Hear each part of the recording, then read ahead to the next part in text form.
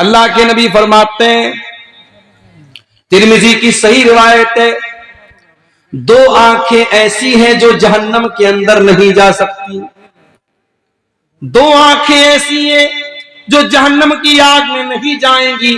عین باتت تحرس فی سبیل اللہ، ایک وہ آنکھ ہے جو اللہ کی راہ میں چوکیداری کر رہی ہے، اللہ کی راہ میں پہرے داری کر رہی ہے، دشمن کی فوج آنے والی ہے اور بارڈر پر کھڑی ہو کر کے وہ پہرے داری کر رہی ہے، اس آنکھ کی اللہ تعالیٰ حفاظت کرے گا، اس آنکھ کو جہنم کی آگ میں نہیں ڈالا جائے گا۔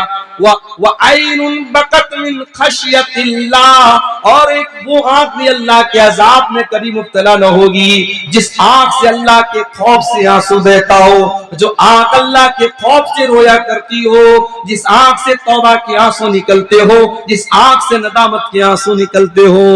مگر آج ہماری آنکھیں بھی خشک ہو گئی، یہ آنکھیں خشک ہے مولا، انہیں رونا نہیں آتا، یہ آنکھیں خشک ہے مولا، انہیں رونا نہیں آتا، کیونکہ آنکھوں کا تعلق دل سے ہے، جب دل کٹھور ہو جائیں گے تو آنکھوں سے آنسو بھی نہیں نکلیں گے۔ میرے بھائی توبہ کرو میرے بھائی، اور کون سی توبہ؟ قرآن کا 28واں پارہ اٹھاؤ۔ توبہ تو ہم بھی کرتے ہیں، رات میں تقریر سنی نماز کے اوپر، دل میں خیال آیا یار مولانا صاحب نے نماز کے اوپر تقریر کی ہے، آج تک میں نماز نہیں پڑھتا تھا، پڑھنا چاہیے، غلط کرتا تھا میں، رات میں توبہ کر لیا، صبح فجر میں پھر گول ہو گیا، فجر کی نماز پھر نہیں پڑھی۔ شرابی نے رات میں توبہ کی کہ شراب نہیں پیوں گا، صبح پھر شراب کا بوتل لے کے نکل گیا۔ یہ توبہ نہیں ہے، یہ توبہ کا مذاق ہے میرے پیارے ساتھی۔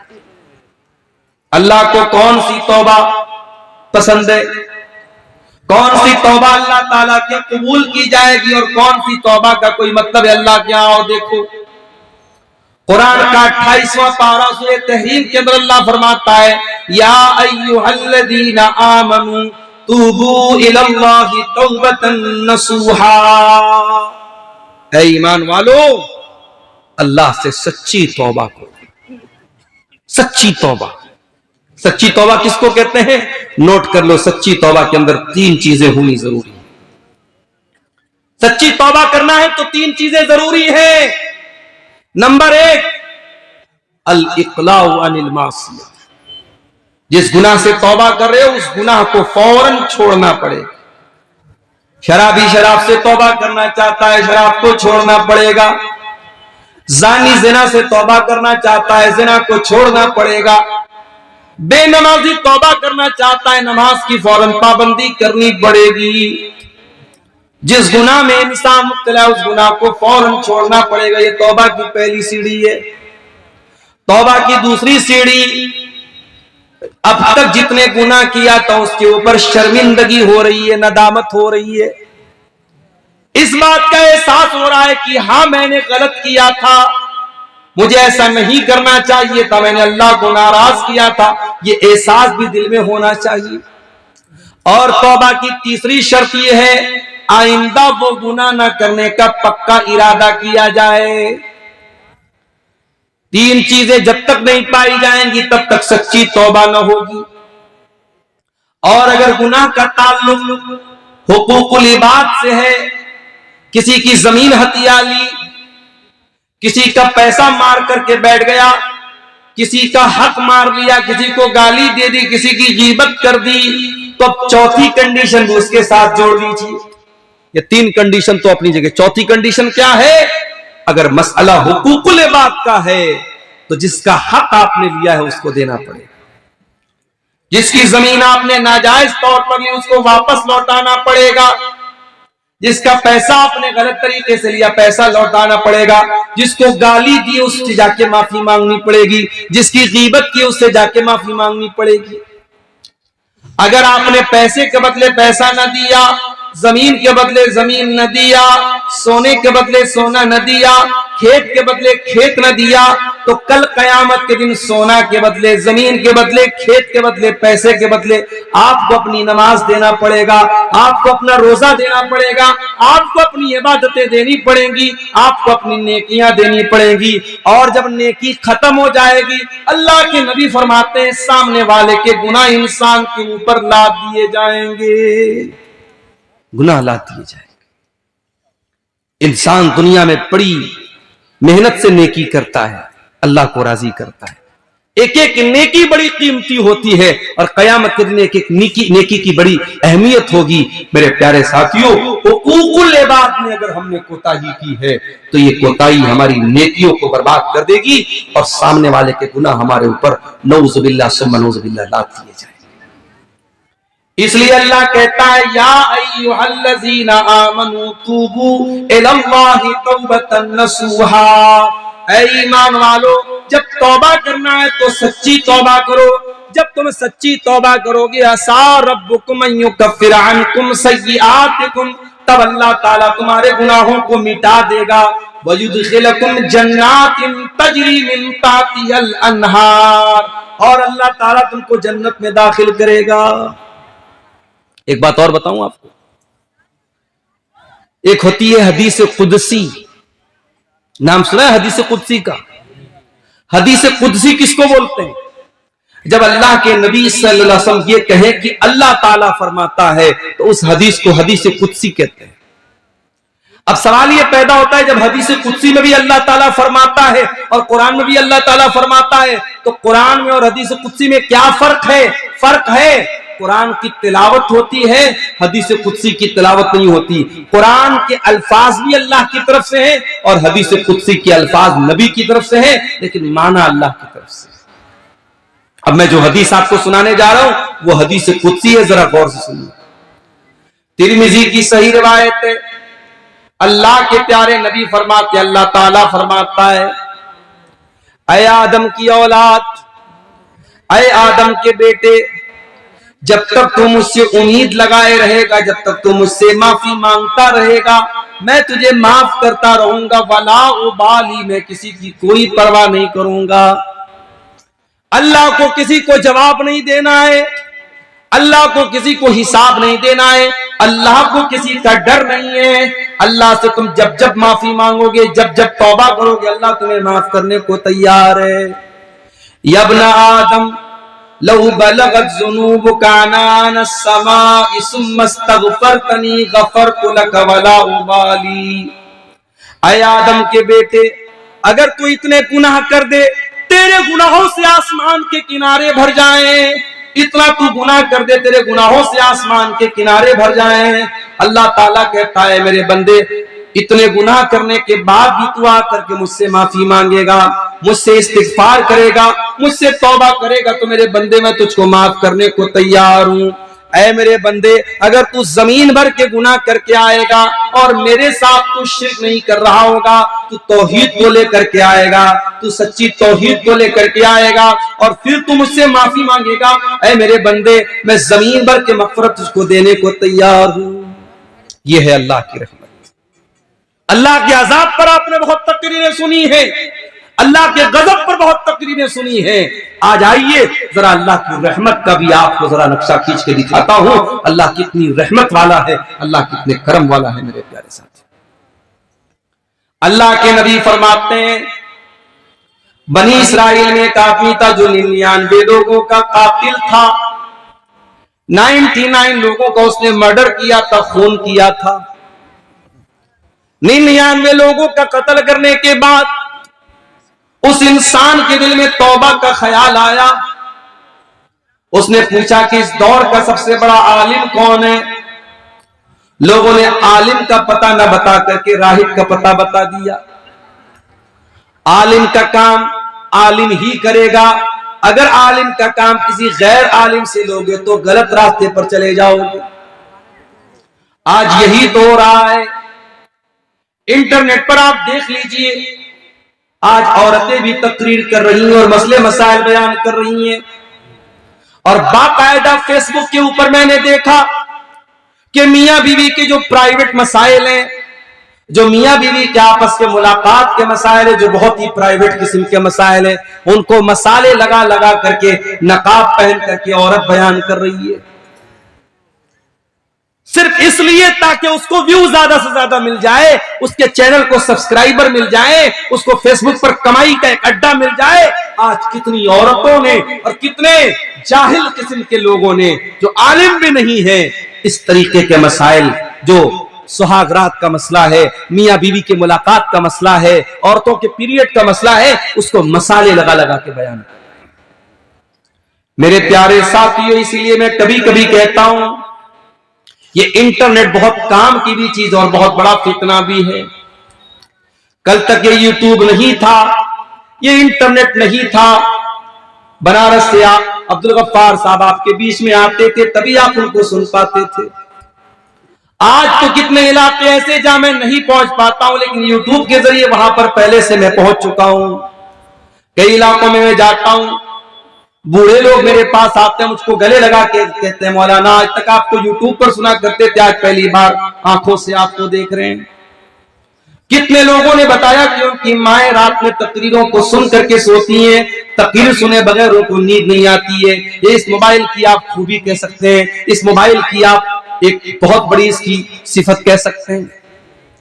लेकिन आज इस इंटरनेट ने, इस मोबाइल ने आज इसका बहुत गलत इस्तेमाल भी हो रहा है। मेरे भाइयों, जो बेहयाई वाला इस्तेमाल हो रहा है उसको जाने दीजिए, दीन के नाम पर भी इस मोबाइल का बहुत गलत इस्तेमाल हो रहा है।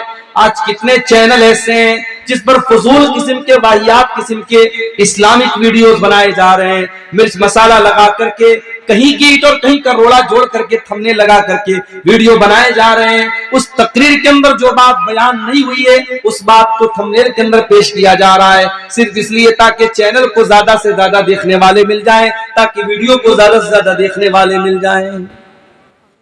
आलिम का काम आलिम से लेना है, गैर आलिम से लोगे तबाही और हलाकत आएगी। मैं कहता हूं बहुत बड़े बड़े लोग हैं, मैं नाम नहीं लूंगा, इस दौर के बहुत बड़े बड़े स्कॉलर हैं, मगर उनका मैदान क्या है? अगर एक स्कॉलर का मैदान इस्लाम की तबलीग करना है, अगर उसका मैदान ये कंपैरेटिव रिलीजियन पर वो काम कर रहा है, वो हिंदुइज्म से और ईसाइयों से इस्लाम का मुकारना कर रहा है और इंजील से अल्लाह के नबी की पेशेनगोई को निकाल के बता रहा है, वेदों से और गीता से इस्लाम की हक़ानियत को साबित कर रहा है, बहुत अच्छी बात है, बहुत अच्छी बात है। ऐसे स्कॉलर से हम फायदा उठाएंगे, मगर उसको मुफ्ती बनाने का काम नहीं करेंगे। उसका जो मैदान है उस मैदान में उससे काम लेंगे, मगर नमाज का तरीका हम उससे नहीं पूछेंगे, हम हैज़ और निफास का मसला उससे नहीं पूछेंगे, हम निकाह और तलाक का मसला उससे नहीं पूछेंगे। उसके लिए हमारे पास उलमा मौजूद है, उसके लिए हमारे पास मुफ्ती मौजूद है। और आज यही हो रहा है मेरे भाई, हर आदमी आलिम बना है, हर आदमी मुफ्ती बना है। यूट्यूब पर आप चले जाइए, कोई भी मसला आप टाइप कीजिए, उलमा के जवाब आपको कम मिलेंगे और जाहिलों के जवाब आपको ज्यादा मिलेंगे।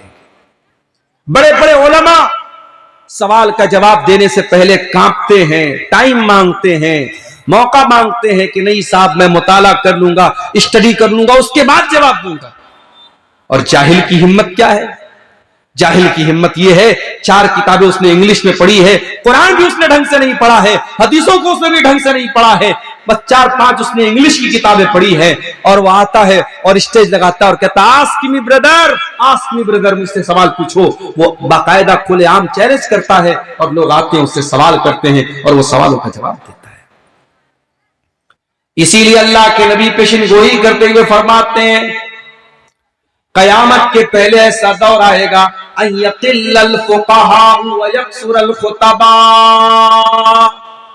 लच्छेदार तकरीर करने वाले बहुत हो जाएंगे, जिनके सब्सक्राइबर बहुत ज्यादा, जिनके व्यूअर्स बहुत ज्यादा, जिनके फॉलोअर्स बहुत ज्यादा होंगे। खुतबा तो बहुत ज्यादा हो जाएंगे, वक्ता तो बहुत ज्यादा हो जाएंगे, तकरीर करने वाले, लेक्चर देने वाले बहुत ज्यादा हो जाएंगे। वयक़िल्लुल फुक़हा, और दीन का गहरा इल्म रखने वाले, दीन की समझ रखने वाले, दीन की नॉलेज रखने वाले लोग बहुत कम रह जाएंगे। वो दौर आज हम देख रहे हैं, वो दौर आज हम देख रहे हैं। हमारे इसी बंगाल के बेल्ट में, इसी सीमांचल के बेल्ट में हमने देखा कि उलमा को दरकिनार करके जाहिलों को लोग जो है, जिनकी तकरीरों में बकवास बातें, फजूल बातें, किस्से कहानी की बातें, न कुरान की एक आयत ढंग से पढ़ी जा रही है, उनको ऊंचा मकाम दिया जा रहा है और उलमा को पीछे रखा जा रहा है। यह आज हमारे इलाके में हो रहा है मेरे भाई। अल्लाह के नबी फरमा रहे हैं कयामत के पहले अल्लाह ताला इल्म को अचानक नहीं उठाएगा, बल्कि अल्लाह ताला उलमा को उठा लेगा اور جب علماء کو اللہ تعالیٰ اٹھا لے گا، حتی اذا لم یبق عالما، جب علماء دنیا سے چلے جائیں گے، اتخذ الناس رؤوسا جہالا، لوگ جاہلوں کو اپنا سردار اور پیشوا بنا لیں گے، جاہلوں کو لوگ سردار بنائیں گے۔ اب سردار کے معنی بہت کچھ ہو سکتے ہیں، سردار کے معنی گاؤں کا مکھیا بھی ہو سکتا ہے، سردار کے معنی مسجد کا متولی بھی ہو سکتا ہے، سردار کے معنی مدرسے کا سیکریٹری بھی ہو سکتا ہے۔ آج مدرسے کا سیکریٹری جاہل ہے، انگوٹھا چھاپ انسان صرف اپنے پیسے کی بدولت مدرسے کا سیکریٹری بن کے بیٹھا ہے۔ اور لوگوں نے کیوں بنایا ہے؟ ارے حاجی صاحب چندہ زیادہ دیں گے، پیسہ زیادہ دیں گے، ان کو سیکریٹری بنا دیں۔ میرے پیارے ساتھیوں، جاہلوں کو لوگ سردار بنا لیں گے اور ان کو مفتی بنا لیں گے، اور لوگ ان سے آ کر کے فتویٰ پوچھیں گے، اور جاہل جب فتویٰ دیں گے فَضَلُّوا بَعْضَلُّوا، خود بھی گمراہ ہوں گے، دوسروں کو بھی گمراہ کریں گے۔ دیکھو علم ایک الگ چیز ہے اور تقوی ایک الگ چیز ہے۔ عالم اگر متقی ہے سونے پہ سہاگا ہے، لیکن کوئی متقی ہے تو عالم بھی ہو یہ ضروری نہیں ہے۔ 99 لوگوں کا قاتل تھا، اس نے پوچھا اس دور کا سب سے بڑا عالم کون ہے؟ لوگوں نے بتایا فلاں کے پاس چلے جاؤ۔ جس کے پاس گیا وہ متقی تو تھا، وہ پرہیزگار تو تھا، وہ راہب تو تھا، مگر عالم نہیں تھا۔ اس سے جا کے پوچھا I have killed 99 persons، میں نے 99 لوگوں کو قتل کیا ہے، I want to repent، میں توبہ کرنا چاہتا ہوں۔ کیا ہے کوئی توبہ کا راستہ؟ اب وہ عالم نہیں تھا، راہب تھا، رات رات بھر نماز پڑھنے والا تھا، اس کو گناہوں سے نفرت تھی۔ اس نے کہا یار 99 لوگوں کا قتل کر کے آئے اور توبہ کی بات کر، بھاگ گیا سے، نکل، تیری توبہ قبول نہیں ہوئی۔ اب وہ تو تھا خوخار آدمی، 99 لوگوں کو تو آلریڈی قتل کر چکا تھا۔ اسے غصہ آیا تو تلوار نکالی، اس کو بھی ختم کر دیا، 100 لوگوں کا قاتل بن گیا اس۔ اب تک 99 کا قاتل تھا، اب 100 کا قاتل ہو گیا، اس سینچری اس نے پوری کر لی، 100 لوگوں کا قاتل ہو گیا۔ پھر اس کے دل میں توبہ کا خیال آیا، پھر اس نے کسی سے پوچھا کہ اس دور کا سب سے بڑا عالم کون ہے؟ لوگوں نے بتایا کہ ہاں فلاں کے پاس چلے جاؤ، وہ وقت اس دور کا سب سے بڑا عالم ہے۔ اب وہ جس کے پاس پہنچا وہ عالم تھا۔ اب جب عالم کے پاس پہنچا تو عالم نے صحیح جواب دیا۔ اس نے کہا عالم صاحب میں توبہ کرنا چاہتا ہوں، 100 لوگوں کا قاتل ہوں، کیا میری توبہ قبول ہوگی؟ کیا ہے کوئی راستہ میری توبہ قبول ہونے کا؟ اس عالم نے بڑا پیارا جواب دیا۔ اس نے کہا من یحول بینک و بین توبتک، اگر تو توبہ کرنا چاہتا ہے تو تیرے اور تیری توبہ کے بیچ میں رکاوٹ نہیں بن سکتا، کوئی رکاوٹ نہیں بن سکتا، تو توبہ کر سکتا ہے، لیکن ہاں تجھے توبہ کرنے کے لیے وہ بستی چھوڑنی پڑے گی، وہ علاقہ چھوڑنا پڑے گا۔ علاقے کا بڑا اثر پڑتا ہے، بے ایمانوں کے علاقوں میں رہو گے بے ایمان ہو جاؤ گے، سود خوروں کے علاقوں میں رہو گے سود خور ہو جاؤ گے، شرک کرنے والوں کے ساتھ اٹھو کے بیٹھو گے تمہارے اندر شرک کی محبت پیدا ہو جائے گی۔ ماحول کا بہت بڑا اثر پڑتا ہے میرے پیارے ساتھی۔ اسی لیے جب کہیں مکان خریدو تو پہلے یہ دیکھ لو کہ مکان تو اچھا ہے، گھر تو اچھا ہے، پڑوس کیسا ہے پہلے پڑوس دیکھ لیا کرو میرے پیارے ساتھی۔ حضرت آسیہ کا نام سنا ہے؟ فرعون کی بیوی حضرت آسیہ، انہوں نے اللہ سے دعا کی تھی، اتنے بڑے ظالم بادشاہ کی بیوی تھی، بادشاہ نے اپنے محل سے نکال کر کے حضرت آسیہ کو زنجیروں میں جکڑ کے رکھا تھا، ان پر ظلم و ستم کرتا تھا، مارتا تھا، پیٹتا تھا۔ حضرت آسیہ اللہ سے دعا کرتی ہے، بڑی پیاری دعا کرتی ہے، کیا کہتی ہے؟ رب ابن لی عندک بیتا فی الجنہ ونجنی من فرعون وعملہ ونجنی من القوم الظالمین۔ اے اللہ تو مجھے جنت میں اپنے پاس ایک گھر عطا فرما، اپنے پاس ایک گھر عطا فرما۔ حضرت آسیہ اگر اتنا کہہ دیتی ہے اللہ جنت میں گھر عطا فرما تب بھی کافی تھا، مگر انہوں نے کہا کہ اے اللہ تو اپنے پاس ایک گھر عطا فرما، یعنی اے اللہ مجھے جنت میں بھی تیرا قرب چاہیے، مجھے جنت میں بھی تیرے پاس ایک گھر چاہیے۔ اسی لیے علماء کہتے ہیں کہ حضرت آسیہ نے گھر سے پہلے پڑوس مانگا تھا. پڑوس اچھا ہونا چاہیے میرے پیارے ساتھیوں. اگر پڑوس خراب رہے گا, ماحول خراب رہے گا, آپ کے بچے بھی خراب ہو جائیں گے, آپ کی آنے والی نسلیں بھی خراب ہو جائیں گی.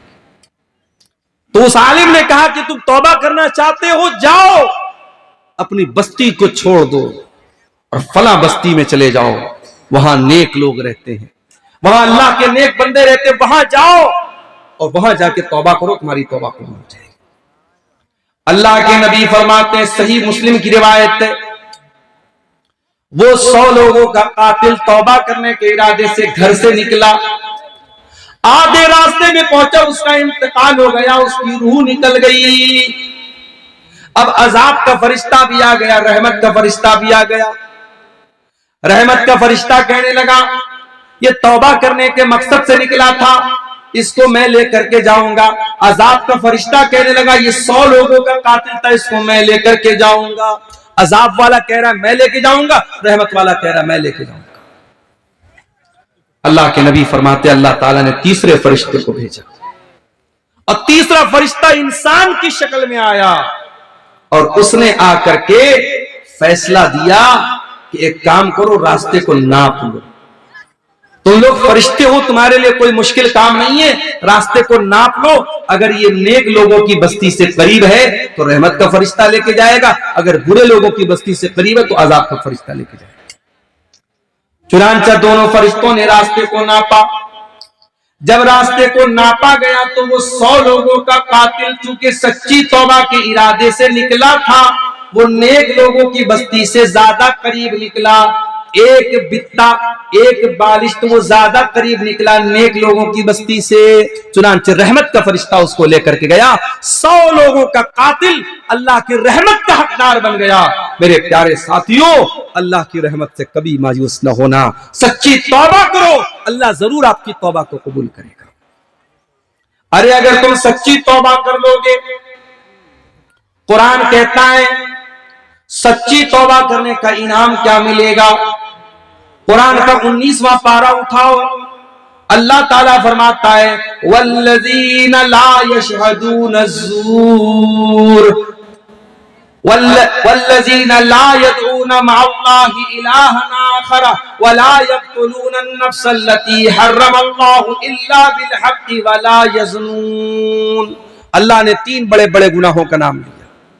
میرے نیک بندے اللہ کے ساتھ شرک نہیں کرتے, میرے نیک بندے کسی بے گناہ کو قتل نہیں کرتے, میرے نیک بندے زنا نہیں کرتے. یہ 3 بڑے بڑے جرم ہیں. اسلام کی نظر میں 3 مہا پاپ کیا ہے؟ شرک کرنا, قتل کرنا اور زنا کرنا, یہ 3 مہا پاپ ہیں.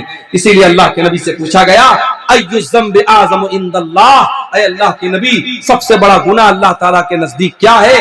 آپ نے فرمایا ان تجعل للہ ندا وہو خلقک. سب سے بڑا گناہ یہ ہے کہ تم اللہ کے برابر کسی کو ٹھہرا دو, اللہ کا درجہ کسی اور کو دے دو, اللہ کے سوا کسی اور کو مشکل کشا مان لو, اللہ کے سوا کسی اور کو بگڑی بنانے والا مان لو, اللہ کے سوا کسی اور کو اولاد دینے والا بنا لو, اللہ کے سوا کسی اور کو بیماری سے شفا دینے والا بنا لو, اللہ کے برابر کسی کو ٹھہرا دو. یہ سب سے بڑا گناہ ہے, شرک سب سے بڑا گناہ ہے. پوچھا گیا ہے اللہ کے نبی اس کے بعد سب سے بڑا گناہ کیا ہے؟ آپ نے فرمایا ان تقتل ولدک خشیۃ ان یتامک. شرک کے بعد سب سے بڑا گناہ یہ کہ تم اپنی اولاد کو قتل کر دو اس ڈر سے کہ وہ تمہارے ساتھ کھائے گی. اولاد کو قتل کر دو, یہ سب سے بڑا گناہ ہے. 1400 سال پہلے لڑکی پیدا ہوتی تھی, لوگ لڑکی پیدا ہونے کے بعد, بیٹی پیدا ہونے کے بعد اس کو مار ڈالتے تھے. آج ہماری سرکار کا نعرہ ہے بیٹی بچاؤ بیٹی پڑھاؤ. یہ الگ بات ہے, نہ بیٹی کو پڑھایا جا رہا ہے نہ بیٹی کو بچایا جا رہا ہے. بیٹی اگر پڑھنا چاہے تو پڑھنا بھی مشکل ہے, اور بیٹیوں کی زندگی کو اتنا مشکل بنا دیا گیا کہ آج 4 سال کی بچی کو بھی ماں باپ اکیلے گھر پہ چھوڑ کے جانے کو تیار نہیں ہے. 4 سال کی معصوم بچیوں کے ساتھ بھی آج ریپ کیا جا رہا ہے. سرکار تو نعرہ لگا رہی ہے بیٹی بچاؤ بیٹی پڑھاؤ, لیکن ریپ کرنے والے ظالموں کو آج کوئی سزا دینے والا نہیں ہے. کتنے ریپ کرنے والے دولت کے بل پہ اور پاور کے بل پہ آج آزاد گھومتے رہتے ہیں. میرے پیارے ساتھیوں, 1400 سال پہلے جناب محمد رسول اللہ نے یہ نعرہ لگایا تھا، وہ لوگوں بیٹیوں کو مارنا، بیٹیوں کو قتل کرنا بہت بڑا پاپ ہے، بہت بڑا گناہ ہے۔ اللہ کے نبی نے قرآن کی آیت پڑھ کے سنائی تھی، وَإِذَا الْمَوْءُودَةُ سُئِلَتْ، اے بیٹیوں کو زندہ زمین میں گاڑنے والوں، اے بیٹیوں کو قتل کرنے والوں، اے بیٹیوں کی ہتیا کرنے والوں، یہ بیٹیاں کل قیامت کے دن سے پوچھا جائے گا کہ تمہارے ماں باپ نے کیوں تمہیں مارا تھا، کس جرم میں تم کو مارا تھا۔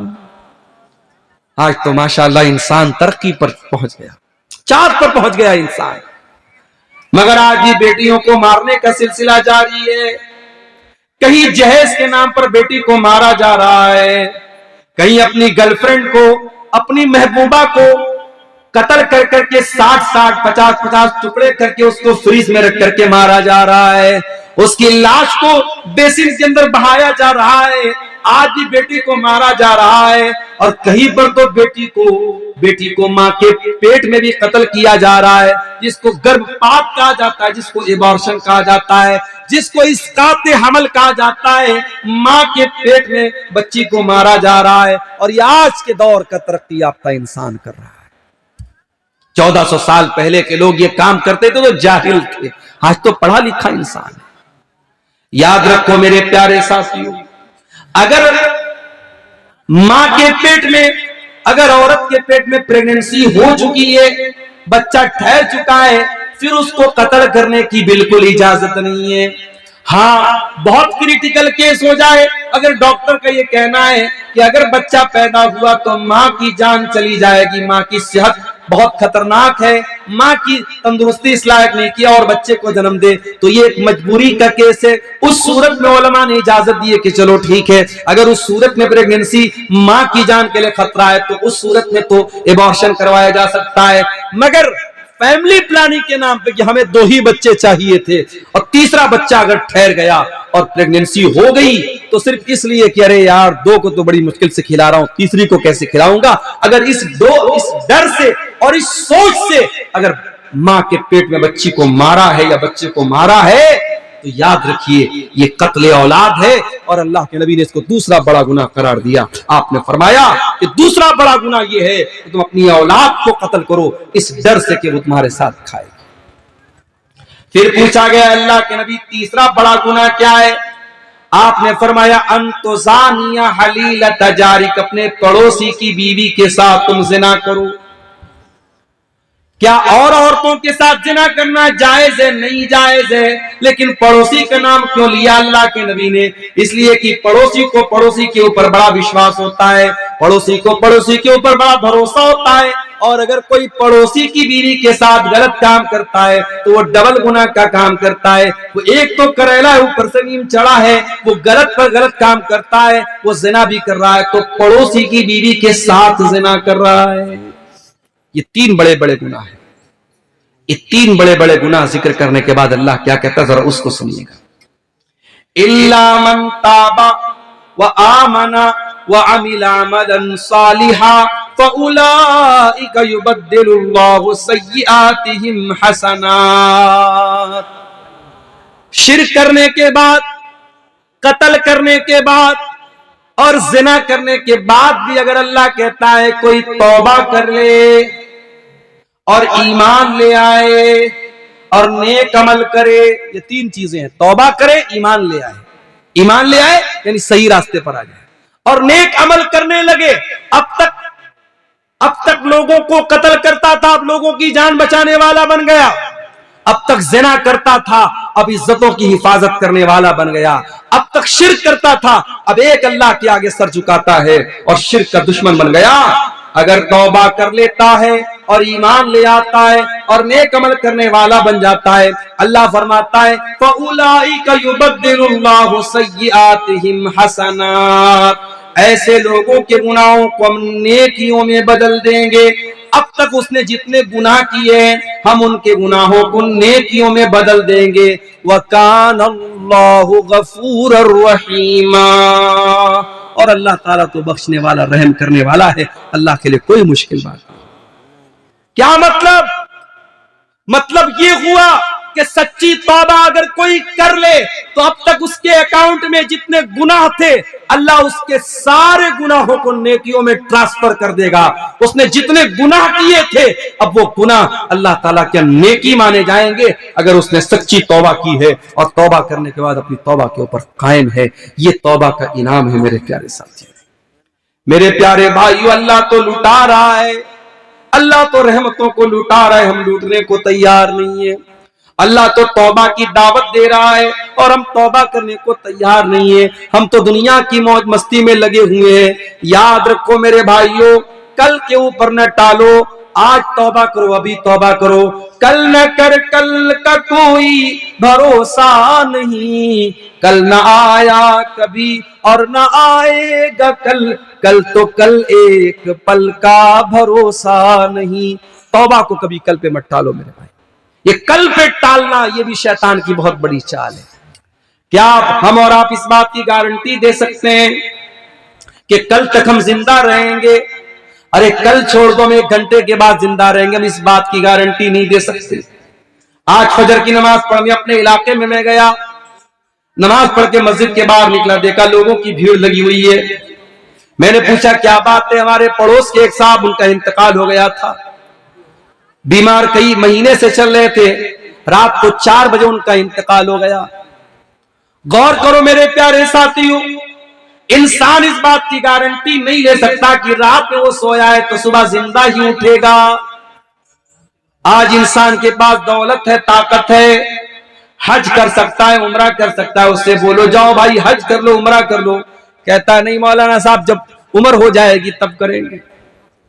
میں نے اپنی آنکھوں سے دیکھا، صفا مروہ کے درمیان چکر لگا رہا تھا. میری 1.5 سال کی بچی میری گود میں تھی، اس کو لے کر کے میں صفا سے بھی اور مروہ کے بیچ میں چکر لگا رہا تھا.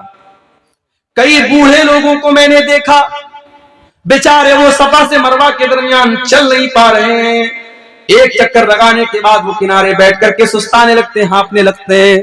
طواف کے دوران میں نے دیکھا لوگ طواف نہیں کر پا رہے ہیں، لوگ پیسہ دے دے کر کے ویل چیئر کے اوپر کرسی پر بیٹھ کر کے طواف کر رہے ہیں. میرے پیارے بھائیو، کیوں اس دن کا انتظار کرتے ہو جب دوسروں کے محتاج ہو کر کے تم اللہ کے گھر کا طواف کرو گے؟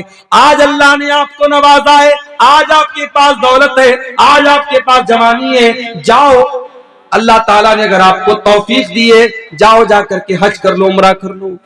اور اللہ کے نبی تو یہاں تک فرماتے ہیں کہ اگر کوئی لگاتار حج اور عمرہ کرتا ہے، اللہ نے نوازا ہے، ہر سال آپ عمرہ کیجئے. اگر ہر سال کوئی عمرہ کرتا ہے، بار بار کرتا ہے، اللہ کے نبی نے فرمایا کہ اس سے انسان کے گناہ مٹتے ہیں اور انسان کا فقر و فاقہ مٹتا ہے. کما ینفل کیر خبث الحدید، جس طریقے سے بھٹی کے اندر جب لوہے کو ڈالا جاتا ہے اور لوہے کے اوپر کا میل اور کچیل صاف ہو جاتا ہے، ویسے جب انسان حج کرنے جاتا ہے، عمرہ کرنے جاتا ہے، اس کے گناہ مٹ جاتے ہیں.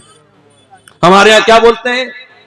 900 چوہے کھا کر کے بلی چلی حج کو. یہ محاورہ بنا ہے کہ نہیں بنا؟ لوگوں نے کیوں محاورہ بنایا؟ لوگوں نے یہ سوچ کر کے محاورہ بنایا کہ اگر 900 چوہے کھا کر کے بلی حج کرنے جائے گی اس کا حج قبول نہیں ہوگا. مگر میرے اللہ کا قانون کچھ اور ہے. میرے پیارے ساتھیوں، 900 نہیں 9000 چوہے کھا کر کے اگر بلی حج کرنے سچے دل سے جاتی ہے اور سچے دل سے اللہ سے توبہ کرتی ہے، اللہ معاف کرنے کو تیار ہے. میرے عزیزوں، توبہ کرو اس سے پہلے کہ ہمارا وہ وقت آ جائے جب ہماری توبہ اللہ قبول نہیں کرے گا. ایک وقت وہ بھی آتا ہے جب توبہ قبول نہیں ہوتی. اللہ کے نبی فرماتے ہیں ان اللہ یقبل توبۃ العبد ما لم یغرغر، اللہ تعالیٰ بندے کی توبہ تب تک قبول کرتا ہے جب تک گرگرا نہ آ جائے.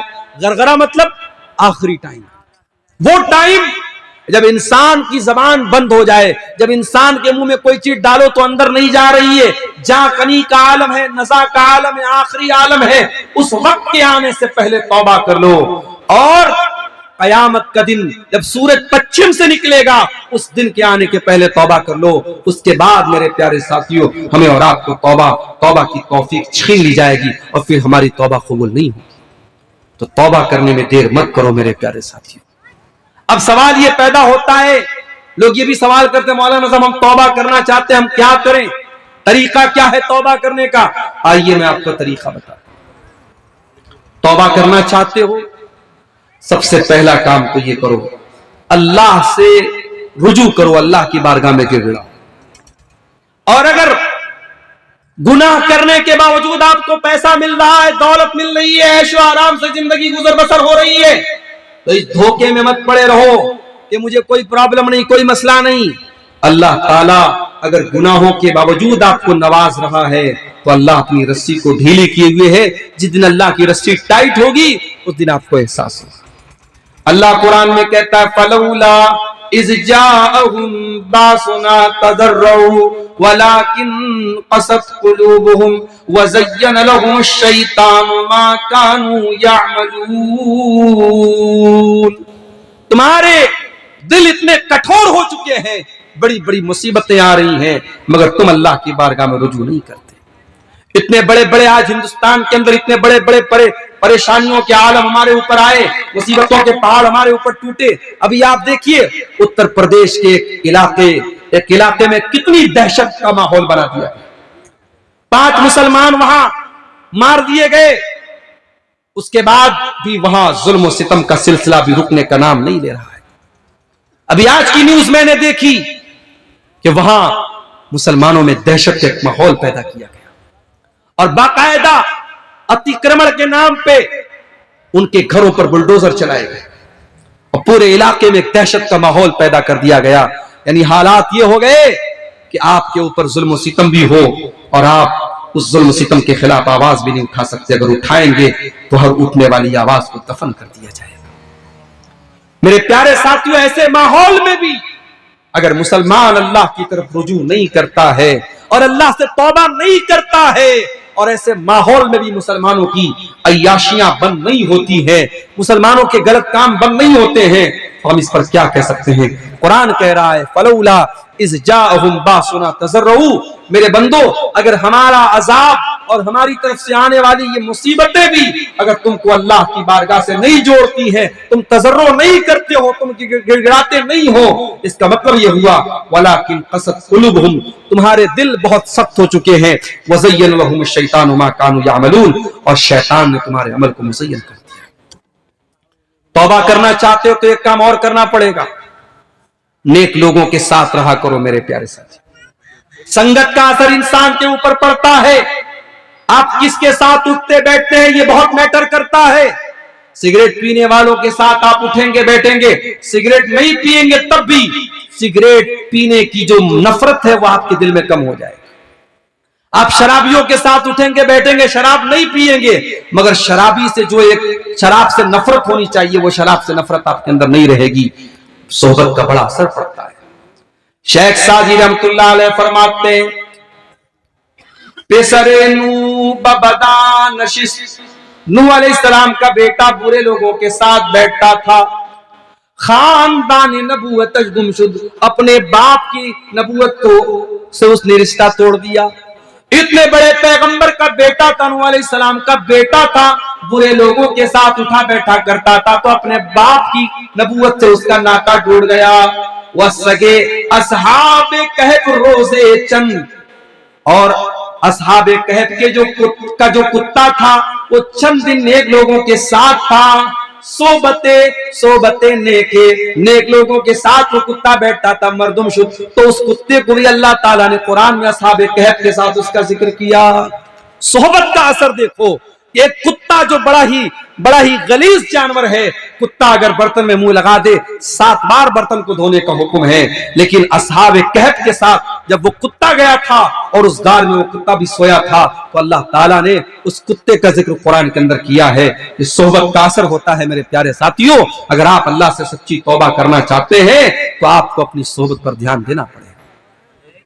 इसीलिए अल्लाह कुरान में कहता है, यौम याज़्ज़ु ज़ालिमु अला यदैहि यक़ूलु या वैलता लैतनी लम अत्तखिज़ फुलानन या वैलता। यौम याज़्ज़ु ज़ालिमु अला यदैहि यक़ूलु या लैतनी इत्तखज़्तु मअर रसूलि सबीला। जालिम क़यामत के दिन अपने हाथों को काटेगा और कहेगा, ऐ काश मैंने रसूल का रास्ता अपनाया होता। या वैलता लैतनी लम अत्तखिज़ फुलानन खलीला, ऐ काश मैंने फलां को अपना साथी न बनाया होता, फलां को अपना दोस्त न बनाया होता। लक़द अज़ल्लनी अनि ज़िक्री बादा इज़ जानी, उसने अल्लाह के जिक्र से मुझको दूर कर दिया, उसने अल्लाह के जिक्र से मुझको बहका दिया। व कान शैतानु लिल इंसानी खजूला, और शैतान तो इंसान को हमेशा जलील करता है। सोबत अच्छी अपनाओ मेरे प्यारे साथियों, अच्छे साथियों से, अच्छे दोस्तों से दोस्ती रखो, अच्छे लोगों के साथ उठा बैठो। इसी तरीके से अगर आप तौबा करना चाहते हैं, काम और करना पड़ेगा, कुरान से अपना ताल्लुक जोड़ना पड़ेगा। क्यों? क्योंकि कुरान दिल के ऊपर जो मैल और कुचैल होते हैं उनको दूर करता है। इन्नल कुरान, कुरान करीम यहदी लिल्लती ही अक़वम, बिल्कुल सीधा रास्ता बताता है। वनुनज़्ज़िलु मिनल कुरान मा हुवा शिफ़ाउन व रहमतुल लिल मोमिनीन, और ये कुरान शिफा है आपके दिल की बीमारियों के लिए, आपकी रूह की बीमारियों के लिए। इसलिए मेरे प्यारे साथियों, अगर आप दिल की बीमारियों से बचना चाहते हैं, रूह की बीमारियों से बचना चाहते हैं, तो कुरान करीम से अपना गहरा ताल्लुक हमें और आपको जोड़ना पड़ेगा। इसी तरीके से अगर आप तौबा करना चाहते हैं, पहले नमाज की पाबंदी शुरू कीजिए। जब तक पांचों टाइम की नमाज की पाबंदी आप नहीं करते, आपकी तौबा का कोई मतलब अल्लाह ताला क्या नहीं है। इसीलिए अल्लाह कुरान में कहता है अक़ीमिस्सलाह, नमाज कायम करो। इन्नस्सलात तन्हा अनिल फ़ाहशाई वल मुनकर, बेशक ये नमाज बेहयाई से रोकती है, बुराई से रोकती है। नमाज आप पढ़ेंगे तब आप बुराई से रोक सकते हैं, बगैर नमाज की पाबंदी के। बाज लोग कहते हैं साहब हम तो हराम नहीं खाते, हम ये नहीं करते, लेकिन नमाज नहीं पढ़ते। अगर आप हराम नहीं खाते बहुत अच्छी बात है, आप गीबत नहीं करते बहुत अच्छी बात है, आप अपनी ज़बान की हिफाजत करते बहुत अच्छी बात है, और अगर नमाज पढ़ने वाला हराम खा रहा है, नमाज पढ़ने वाला गीबत कर रहा है, नमाज पढ़ने वाला गलत कर रहा है, तो इसकी दोषी नमाज नहीं है। वो नमाज, अगर उसकी नमाज वाकई में सही नमाज होती तो वो इन गुनाहों से अपने आप को बचाता। मेरे प्यारे साथियों, अपने आप को अगर अल्लाह से करीब करना है तो हमें नमाज की पाबंदी करनी पड़ेगी। और नमाज में सिर्फ फराइज नहीं, आज हमारे यहाँ अहले हदीसों में खास तौर से ये बुराई, ये बीमारी पाई जाती है। हमारे यहाँ नवाफिल का एहतमाम बहुत कम होता है। हमारे यहाँ ऐशा की नमाज में आए, 4 रकात फर्ज पढ़ दिया, 2 रकात सुन्नत पढ़ दिया, 1 रकात वितर पढ़ लिया, बस। हम कोई नफिल नमाज नहीं पढ़ते हैं, हम नवाफिल से बहुत दूर होते चले जा रहे हैं। और जब आम नवाफिल से हम दूर हैं तो तहज्जुद की नमाज तो बहुत गिने चुने लोग पढ़ते हैं। मेरे प्यारे साथियों, कुरान करीम में अल्लाह कहता है अक़ीमिस्सलात लिदुलूकि शम्सि इला गसक़िल लैली व क़ुरआनल फ़ज्रि इन्न क़ुरआनल फ़ज्रि कान मशहूदा। ऐ मेरे नबी, रात में भी नमाज पढ़िए, दिन में भी नमाज पढ़िए, और फजर के टाइम कुरान पढ़िए। फजर के टाइम जब कुरान पढ़ा जाता है तो फरिश्ते हाजिर रहते हैं। व मिनल लैली फतहज्जद बिही नाफिलतन लक, और ऐ मेरे हबीब, आप रात में तहज्जुद की नमाज भी पढ़िए, तहज्जुद की नमाज पढ़िए। ये वो टाइम होता है, बड़ा सुहाना टाइम होता है, बड़ा बरकत वाला टाइम होता है। ये वो टाइम होता है जब अल्लाह ताला आसमान दुनिया पर नाजिल होता है और अपने बंदों की दुआओं को कबूल करता है। मेरे पास ऐसे भी फोन आते हैं, मौलाना साहब 10 साल हो गए शादी को, औलाद नहीं हो रही है। मौलाना साहब बहुत नौकरी की तलाश में हूँ, नौकरी नहीं मिल रही है। मौलाना साहब बहुत दिन से बिजनेस कर रहा हूँ, बिजनेस में कामयाबी नहीं मिल पा रही है। मैं एक सॉल्यूशन बताता हूँ, एक रास्ता बताता हूँ। ठीक है, आप औलाद नहीं हो रही, आप डॉक्टर के पास जाइए, इलाज करवाइए। हो सकता है आपके अंदर या बीवी के अंदर कोई मेडिकल इश्यू हो सकता है। आप जॉब कर रहे हैं, आप अच्छी जॉब तलाश कीजिए, अल्लाह आपको बेहतरीन नौकरी देगा। आपका बिजनेस नहीं चल रहा है, आप कोई दूसरा बिजनेस शुरू कीजिए, अल्लाह बरकत देगा। मगर मैं एक और रास्ता भी बताता हूं। अगर औलाद नहीं मिल रही है, अगर बीवी को बच्चा नहीं हो रहा है, अगर नौकरी नहीं मिल रही है, अगर कारोबार नहीं सक्सेस हो रहा है, आप सारे काम कीजिए, साथ में एक काम और कीजिए, 5 टाइम की नमाज पाबंदी से पढ़िए, और रात में कोशिश कीजिए तहज्जुद की नमाज पढ़िए। तहज्जुद की नमाज पढ़िए मेरे प्यारे साथियों। ये वो नमाज है जो आपको बहुत कुछ ऐसा देगी जो अनएक्सपेक्टेड है, जो आपने उम्मीद भी नहीं की होगी, जो आपकी उम्मीदों से भी ऊपर होगा। मेरे प्यारे साथियों, अगर आप तौबा करना चाहते हैं, अपनी रातों को अल्लाह की बारगाह में रोने वाला बना दीजिए। اللہ قرآن میں کہتا ہے، کل جمعہ کا دن ہے، فجر کی نماز میں آپ پہلی رکعت پہ سنیں گے یہ آیت، امام صاحب اگر پڑھیں گے سورہ سجدہ تو یہ آیت آپ کے سامنے آئے گی، تتجافى جنوبهم عن المضاجع يدعون ربهم خوفا وطمعا ومما رزقناهم ينفقون۔ میرے نیک بندے رات میں بستر چھوڑ کے اللہ کے سامنے روتے ہیں، گر گڑاتے ہیں، توبہ کرتے ہیں، نماز پڑھتے ہیں، تہجد پڑھتے ہیں۔ میرے پیارے ساتھیوں، وہ ہے بہترین ٹائم، اور وہ ٹائم اگر آپ اللہ کی کو راضی کر لیں گے تو اللہ کہتا ہے فَلَا تَعْلَمُ نَفْسٌ مَا أُخْفِيَ لَهُم مِّن قُرَّةِ أَعْيُنٍ، کوئی نہیں جانتا کہ میں نے اس کے دل کو خوش کرنے کے لیے کون کون سی نعمتوں کو تیار کر کے رکھا ہے۔ میرے عزیزوں، یہ توبہ کرنے کے چند راستے ہیں، اور توبہ کے راستے پر بڑھنے والے چند قدم ہیں جو میں نے آپ کے سامنے بیان کیے ہیں۔ آئیے ہم اللہ سے دعا کریں، رب العالمین ہم سب کو اپنے گناہوں سے سچی توبہ کرنے کی توفیق عطا فرمائے، اور ہم جو بھی ٹوٹی پھوٹی نیکی ہم کرتے ہیں اللہ ان کی حفاظت کی ہم سب کو توفیق عطا فرمائے۔ اللہ تعالی ہمیں ایمان پر زندہ رکھے اور ایمان پر ہمارا خاتمہ فرمائے، آمین۔ وآخر دعوانا الحمدللہ رب العالمین، والسلام علیکم ورحمۃ اللہ۔